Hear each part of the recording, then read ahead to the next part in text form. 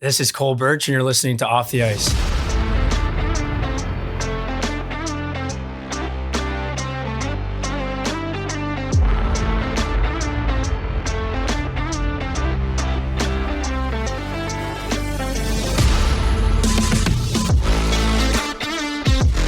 Hello everyone, and welcome back to another episode of Off the Ice as we get into season 2 now of the show. This is the second episode. We've started things back up after a long break. We've been away from hockey, and we're excited to not only have the show back going, but also for the hockey season to be just about started. Next week, at the time of recording this show, we will be talking about a game preview, which is super exciting. But first, Beth, we have another great episode of the show to bring everybody this week. Yes, we do. We got Cole Burtch coming on. It was funny. I was telling Cole when I asked him to come and be on the episode, I was like, I posted that Instagram story asking people to leave questions, and I had like 10 responses that were just Cole Burtch, bring Cole Burtch on. We want to see Cole Burtch. That definitely didn't inflate his ego at all, but but good episode. Great episode for you today. And like Beth said, if you have a question for the show, keep an eye out for the Instagram poll on Mondays. We will be doing that this year, taking listener and viewer questions submitted to the show. And we do take that feedback. We use them on the show today. So be sure to check that out. And if you're curious to know some things about the guys that you want to know, submit those questions. You can also check out the show on YouTube and Spotify Wednesday mornings for the releases, Tuesday nights at 6 p.m. on the radio, Sunny 97.3. Big shout out to the radio station and Steve Masters for letting us air the show. But we got another great episode for you today. And without stalling any longer, let's take you off the ice with Cole Burtch.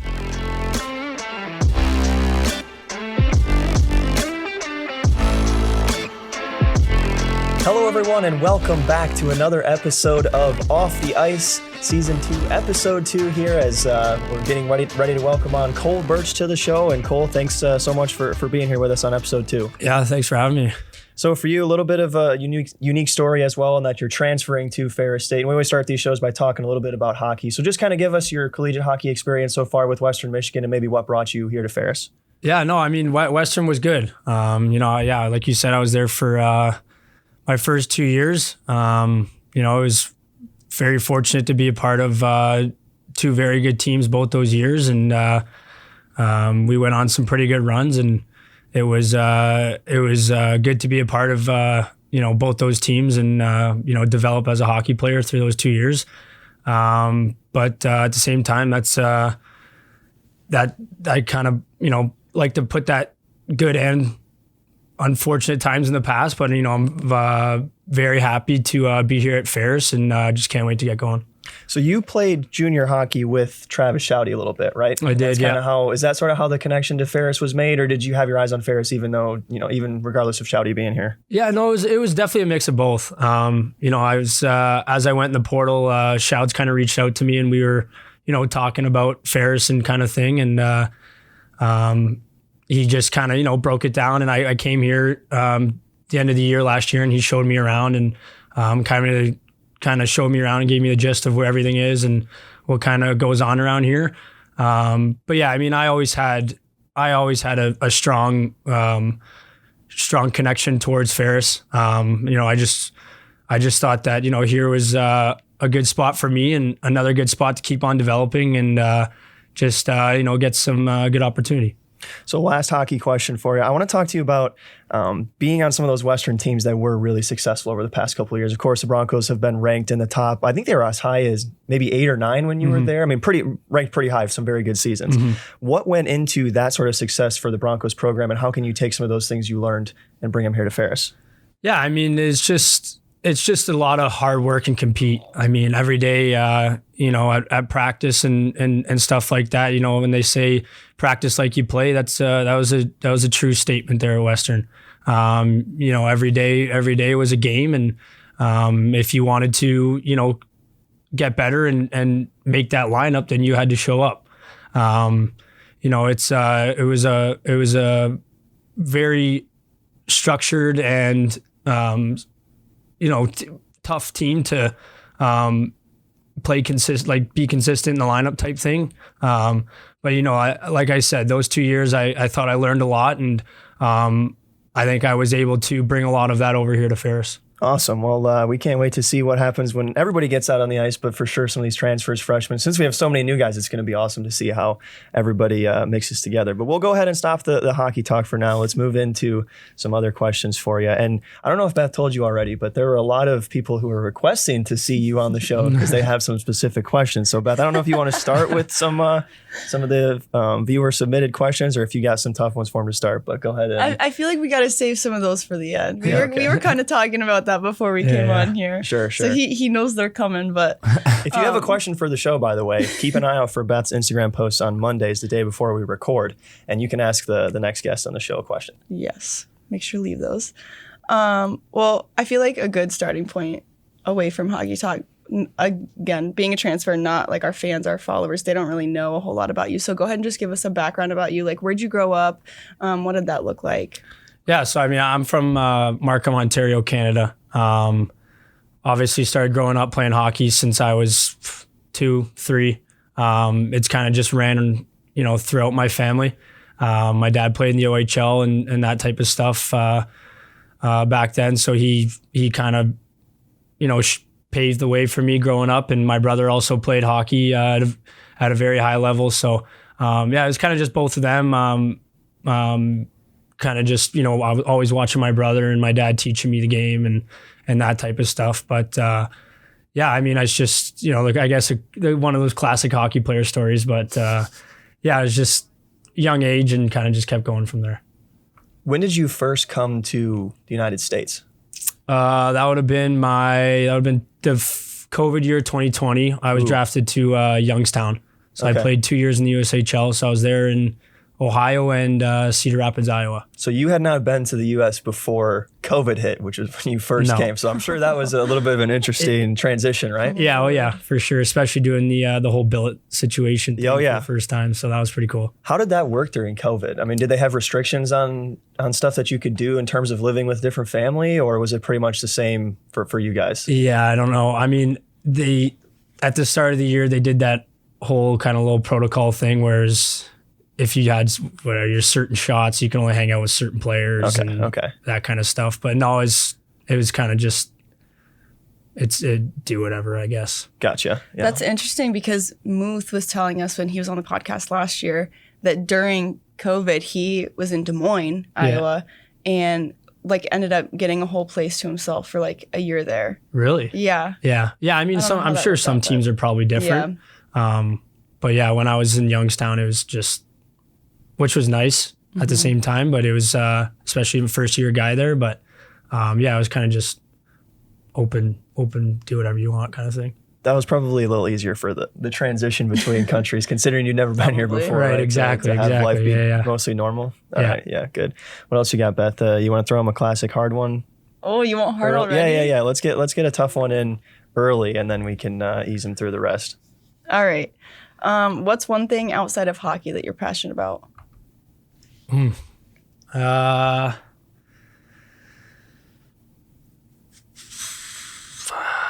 mean, I don't know. I mean, I guess I've kind of been getting pretty serious, into golf, I guess. I don't know. I don't really have other than hockey, because I guess it's been my entire life. I'm not super passionate about kind of anything else. I guess kind of just seeing I don't know, how I can see what my future holds. I don't know, something like that. I don't know what. That is a tough question. That is a really tough question, honestly. Well, when you're a student athlete, you're dedicated to not only one but two things. You have to be great in the classroom. You have to be great on the ice. It can be hard to find some other things. But golf. Yeah, I mean, talk about your golf game. Yeah, I guess that kind of goes back as well. I mean, I've been playing golf just as probably close to as long as I've been playing hockey. My grandpa played in the PGA. Really? Yeah, for quite a long time. He ended up coaching the Florida Gators women's golf team. Nice. So he lived out in Sarasota, Florida. I mean, it's just it's something I love to do outside of the rink.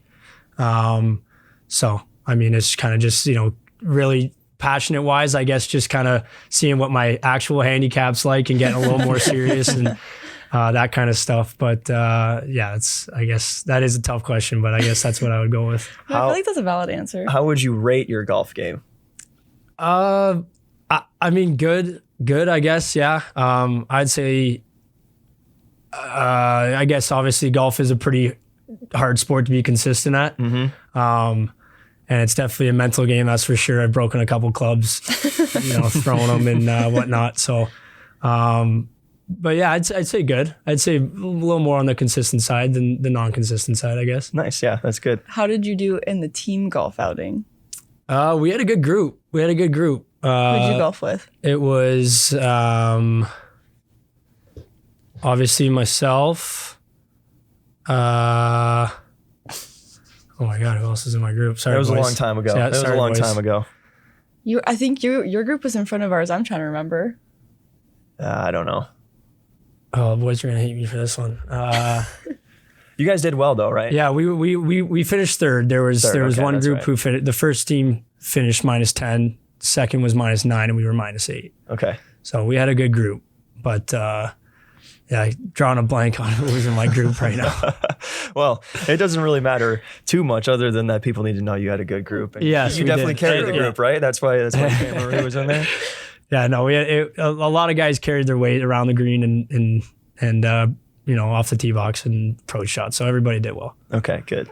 All right, so we'll leave you be on the golf questions. Yeah. But so talk about one of the things that a lot of the guys last year who are from Canada on the show like to talk about was this Tim Hortons thing and how Tim's in Canada is way better than Tim's in the United States. Do you agree with that? And if you do, what is the biggest difference?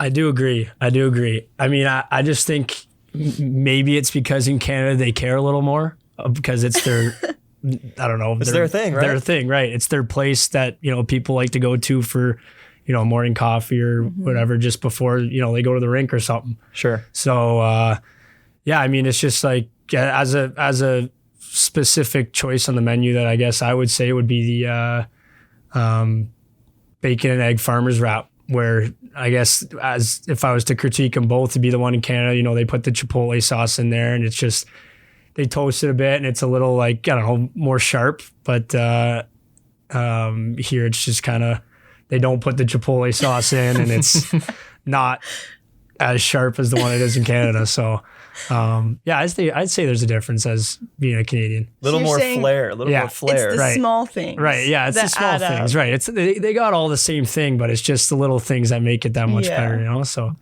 yeah, I'd say that. You're the first guy that's been able to give us a That's so legitimate true, reason yes. as to why Canadian All the Tim other guys Hortons are like, better. I don't know, it's just different. Yeah. And that's it. Yeah. That's all we get. Yeah. All right, go ahead, Beth. What else you got for him?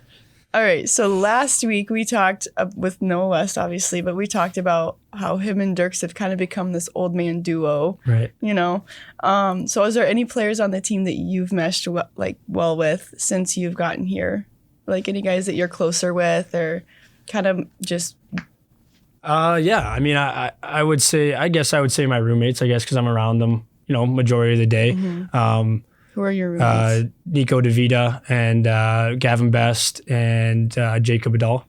But yeah, we've, I would say them. I mean, like I said, I'm around them, coming out of the rink. That's who I see first and, who I hang around with majority of the time. But yeah, I mean, me and Nico, we're living room guys. We're couch guys. So we like to watch, we're starting to get some TV shows going and that kind of stuff. And Bestie comes up here and there and likes to watch it with us. But yeah, I mean, I would say those guys if I, because just being a first year guy here and being around them the most, I would just say probably those three.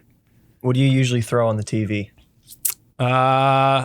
We're just starting Yellowstone. Ooh, great show. Have you watched it before? I haven't seen it. Oh, I haven't seen it. Great show. No, so me and Chico we're just starting Yellowstone. Has Honestly, he seen it before? He hasn't. Oh my He goodness. hasn't. It's been tough. He watches anything under the sun. Yeah, he does. Yeah, literally anything. So That's why we spent an entire podcast talking just about what he watched. Yeah. No, so we literally just started it, but yeah, we just started Yellowstone. We both haven't seen it, so it looks good. First episode. I was gonna say, so first starting off, like, what do you think so far? Yeah, it's good. I mean, it's good. I mean, again, I don't really know much about it. I know it's just this guy who owns a big ranch or farm or something, and there's people trying to build on it and stuff or take his land, and he's just not he's getting pretty pissed. So, yeah, I mean, like I said, we just started it, but it looks like it's going to be really good. So it's good timing too, because I believe the 5th and final season's coming out in like November or something. Oh, if there I you remember go. right. Perfect. So you guys have some time to finish the first couple of seasons and then wrap it up. Yeah. So as you like get further in, we're gonna have to come back and get some updates on. Yeah. On your thoughts as you get into it. For sure. Yeah, we'll break it down, see how we like it. So Chico, I know he talked a lot about being a big movie guy, and he, like you said, he pretty much would throw anything on, watch it, enjoy it. Right. But for you, if you had to throw a type of movie on, a genre of movie, what would you watch?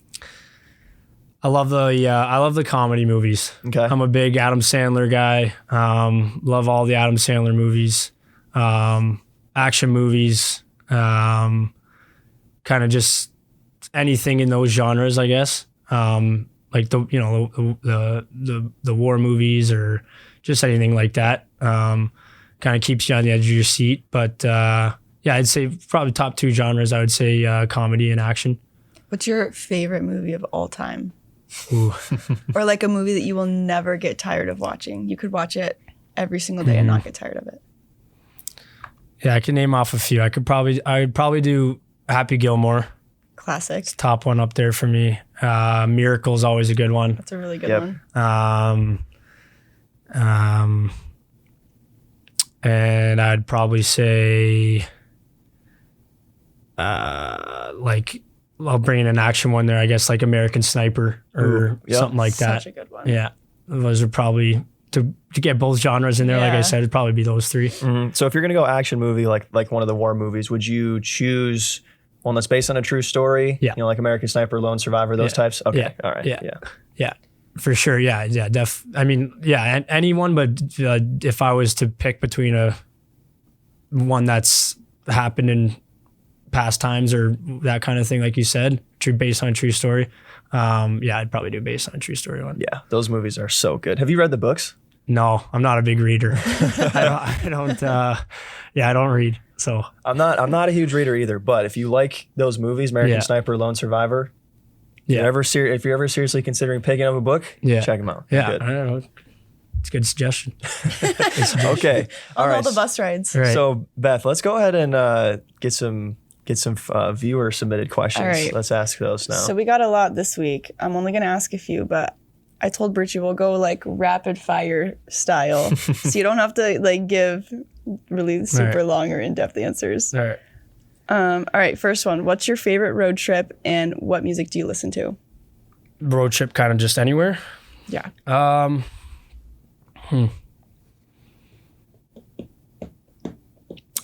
I would say to a cottage, I guess, like to a kind of close to a cottage. I get kind of just getting that feeling of getting up to the lake and playing music with your buddies in the car and that kind of stuff. And yeah, I'd just say that would probably be a good little trip. Sorry, what was the other question? And what type of music do you listen to? Country for Country? sure. And like kind of old time tunes like, Bob Seger and John Mellencamp and all those types of guys. But yeah, I'd probably say country. Most listened to country artists and most listened to old timey artist. Bob Seger for sure, or Nickelback. Okay. Nickelback's up there as a band, but and then I would say Morgan Wallen. Yep. Solid. All right. Have you seen him in concert? No, I haven't. He's I haven't. so good. Or Luke Holmes, actually. He's real good too. Yeah, either one of them, honestly. Yeah. All right, next question. Hey, Burtchie, big fan. What is your favorite dish from the good old how do you say it? Mustards. Colonel Mustards. It's First, explain what Colonel Mustards is. it's this little restaurant, like probably 30-second walk from my house. But I would say it's a mac and cheese bowl with chicken. It's a classic. Usually get it when I'm playing video games. It's just a simple thing. That's probably why I know who that is who asked that question. But yeah, I get it quite a bit. It's definitely good. It's got all the good ingredients in it. It sounds good. Yeah. All right. Someone asked, "Are you scared of raccoons?" No, I'm not scared of raccoons. Why is someone asking if you're scared of raccoons? And what was your reaction to immediately turn and laugh like you knew exactly what was happening. Yeah. So, I mean, all these questions, I guess, are they've all got connections to them. But I guess the raccoon story was I was coming home. Late one night, and I opened up my garage. And as I opened up my garage, we've obviously got our garbage cans and everything in it. And as it started to elevate and come up, before I left, everything was fine. And then when I came back, all the garbage was on the ground, and I was like, the heck is this? Like, what happened? It looks like someone just ran in here, threw it on the ground, and left. Mm-hmm. And I was picking it up and put it all away. And as I lift up my head, we've got like this kind of like semi-attic thing in our garage. And as I look up, there's like 5 raccoons just staring at me in the face. And they're probably like a few feet away from me, but higher up. And I was just like, yeah, all right. So I was like trying to scare them away and whatever, and just like kind of grabbed a hockey stick that was near me, and I was whacking around things, and they like ran like right past my legs. So I was kind of just like jumping away from them and stuff like that. But yeah, that's the raccoon story behind that. I feel like that's pretty good on you to attempt to get rid of the raccoons. Yes. And take initiative to get them away, not just run out the door. Yeah.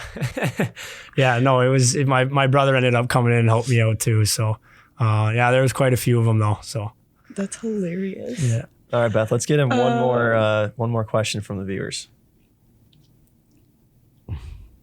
Can I ask more than one? Yeah, sure. Go ahead. Okay. First one. Who are your best buds back home? If you don't name the ones that asked us, it's gonna be hilarious. I mean, yeah, I got a couple of best buddies. Do you want me to name all of them? It's up to you. However many you want to name. How many people do you want to put on blast if you don't name them? Right. I mean, I'll Austin Brimmer, Michael Palandra, Benny Reeves, Chuck, Charlie Da Fonseca, Cole Cesaraki, both the Randorf brothers, Blake and Trevor, Connor Grega, and just a couple of those guys. I could name a few more. So the first name you said was the one who asked that, so you passed. Yeah, I had a feeling. Cole, you're my favorite player. What made you such a great all-around athlete? I guess, just family and friends, I guess. Like I said, parents, brothers, sisters, and those goons that I just mentioned. So, yeah. And then last one from our Instagram poll, Kurgs would like to know, why did you steal the lunch meat? See, this is still an ongoing investigation that I don't understand why I'm getting picked on here. Because you're on the show. That's the only reason. Yeah, I guess, yeah. Kurgs just got it out for me thinking that I stole the lunch meat because my debit card ran out for about 2 days. So they think that I ate the lunch meat through those 2 days. But I didn't take it. And I'll continuously tell them that I didn't take it. But, I'll let him believe whatever he wants.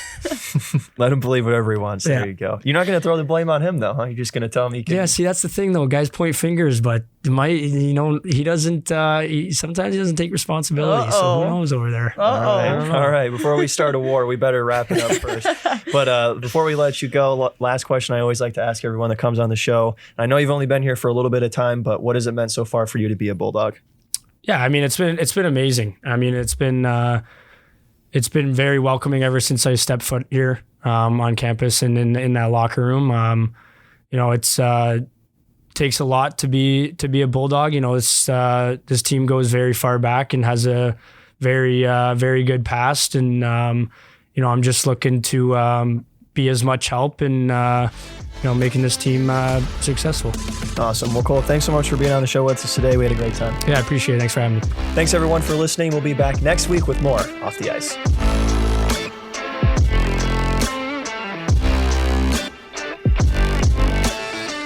Thanks so much for listening to another episode of Off the Ice. Make sure to follow us on all of our socials at Ferris Hockey to stay up to date with everything that we're doing this season. We've got some really fun things planned. Don't want to miss out on that. Make sure to follow Ferris Athletics on Spotify and YouTube for all of the releases of the episodes of Off the Ice. Thank you guys so much for your support of the show. We appreciate it. We couldn't do what we do without you. So thanks for tuning in. And then, like we mentioned earlier in the episode, every Monday after the boys practice, I'll be posting an Instagram story. I had Burtchy post a nice, fun selfie that people went nuts for this week. So I think I'll probably keep up that trend. So watch for the selfies, the question polls to leave your answers of things that you want us to ask the guys on the episodes.